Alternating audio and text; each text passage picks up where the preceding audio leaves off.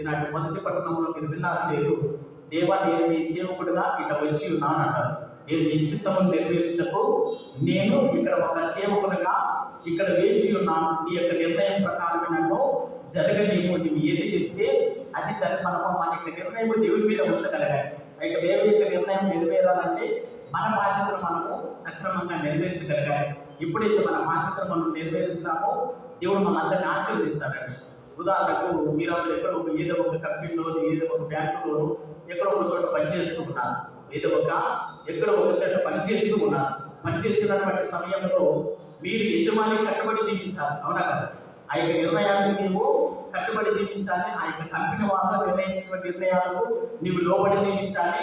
ఆ యొక్క ఆజ్ఞలకు కట్టుబడి జీవిస్తేనే నేను ఆ యొక్క కంపెనీలో పనిచేస్తావు, ఆ యొక్క బ్యాంకులో పనిచేస్తాం. అంతేగాని మన నిర్ణయాల ప్రకారం మనము జీవిస్తూ మన ఇష్టం వచ్చినప్పుడు వెళ్తున్నాం అనుకోండి, ఆ యొక్క యజమానుడు ఆ యొక్క పనిలో మనం ఉంచుకుంటాడా? ఉంచుకోలేదు. ఎందుకంటే ఆయన నిర్ణయాలు వేరు, ఆయన యొక్క కట్టుబాట్లు వేరు, ఆయన యొక్క ఆజ్ఞలు వేరు. ఆయన యొక్క అనుకూలంగా ఉంటేనే యొక్క జాబులో మనం ఉంచుకోగలదు. అదేవిధంగా పిల్లలకి దేవుని బిడ్డలారా, మనము కూడా నిజంగా క్రైస్తవులము, క్రీస్తును అనుసరించే వాళ్ళము, క్రీస్తు పేరుట నేను జ్ఞానస్థానం తీసుకుని ఉన్నామంటే ఆ యొక్క క్రైస్తవ ఆజ్ఞలను కట్టుబడి జీవించాలి, దైవ నిర్ణయాలకు లోబడి జీవించాలి, తిరుసభ నిబంధనలకు కట్టుబడి జీవించాలి.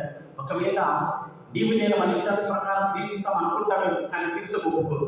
కానీ తిరుసభ దైవ నిర్ణయాలు వేరే ఉంటాయి, తిరుసభ కట్టడలు వేరే ఉండే. మాట యొక్క ప్రకారం జీవిస్తేనే ఇక జ్ఞానస్నానం స్వీకరించాలని మనకు తల్లిదండ్రులు ఎప్పుడూ బోధిస్తూనే ఉండే. అందుకే వీళ్ళకి దేవుని బిడ్డలారా, మన బిడ్డలలో ఆ యొక్క కట్టుబాట్లకు దైవ నిర్ణయాలకు లోబడి విధంగా పెంచగలగాలి.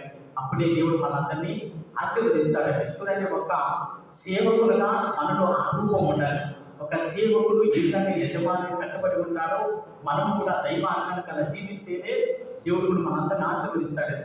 యేసుక్రీస్తు భగవానుడు తన దైవ కుమారుడు, దేవుని నమ్మినటువంటి వ్యక్తి. ఆయన దేవుడే, ఆయన తెలుసు. కానీ చివరి వరకు తండ్రికి విధేయుడే జీవించగలరు. చివరి వరకు తండ్రికి విధేయుడే జీవించారు. అందుకే హెబ్రీయులకు రాసిన లేఖ 10వ అధ్యాయము 7వ వచనం. పునీత పౌలు గారు హెబ్రీయులకు రాసిన లేఖ 10వ అధ్యాయము 7వ వచనం.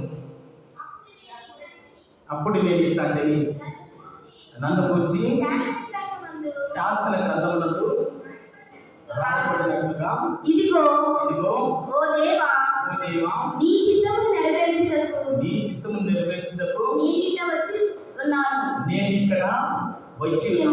నేను దేవా నేను నీ చిత్తమును నెరవేర్చుటకు నేను ఇక్కడ వచ్చి ఉన్నాను. నాకు మేము ఒక రిలీజియస్ కానీ, ఒక గురువు కానీ, ఒక అమ్మగారు కానీ మమ్మల్ని అయ్యేటప్పుడు మమ్మల్ని కొన్ని ప్రశ్నలు పెడతారు.